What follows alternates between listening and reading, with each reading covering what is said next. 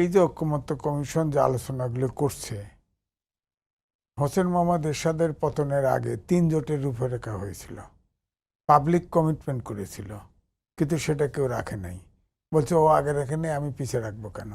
এখন যে ঐকমত্য কমিশন বসছে, আছে দল আছে 30টা 32টা দল, এরা কি দেশের মালিক? সংবিধানে তো জনগণ দেশের মালিক।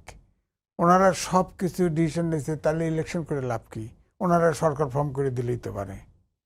যেভাবে আলোচনা হচ্ছে, ওই ঐকমত্য কমিশন সরকারটাও বানায় দিলে হয়, ভোট দরকার নাই।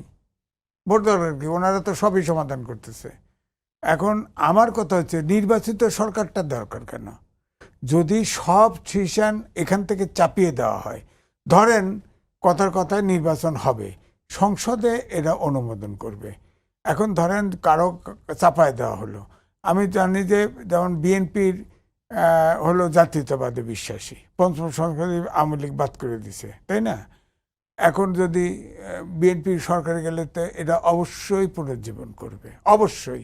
এটা যত আন্দোলন করে, বিএনপি জাতীয়তাবাদী রাজনীতি থাকেই না। এটা না থাকলে এখানে এক করবেন কি? ওনার রাজনীতি আছে, ওনার নীতি আছে, উনি কি সবার সাথে একমত হবে?